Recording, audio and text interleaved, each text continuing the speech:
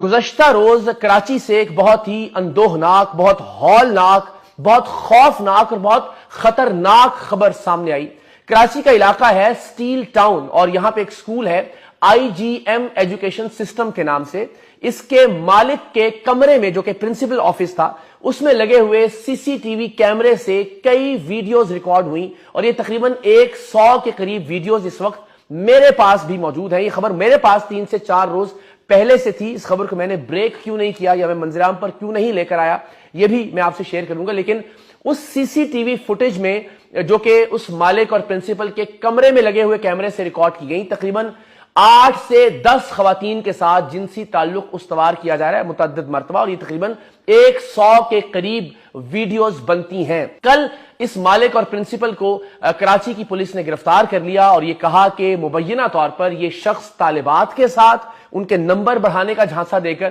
یا انہیں امتحان پاس کروانے کا لارا لگا کر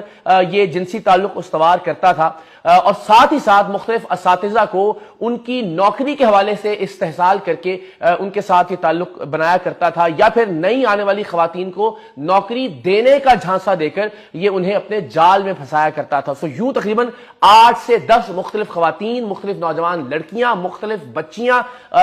کئی بار اس شخص کے جنسی استحصال کا شکار ہوئیں، اور اس کے نتیجے میں تقریباً 100 کے قریب ویڈیوز بنی اس کے کمرے میں لگے ہوئے CCTV کیمرے سے۔ لیکن یہ ویڈیوز مجھ تک کیسے پہنچیں، بعد ازاں یہ ویڈیوز پولیس تک کس طرح سے پہنچیں، پولیس نے ان پر کیا کارروائی کی، وہ 8 سے 10 خواتین جو ان CCTV فوٹیج کے اندر موجود ہیں، جو اس شخص کے ساتھ بظاہر اپنی رضامندی سے جنسی تعلق استوار کر رہی ہیں، وہ خواتین کون ہیں، کیا وہ سامنے آئیں، کیا ان کی طرف سے شخص پر کوئی الزام عائد کیا گیا یا نہیں، یہ CCTV اس شخص کے کمرے میں، اس کے دفتر میں کیا کر رہا تھا یہ کیمرہ، وہ ریکارڈنگز کس طرح سے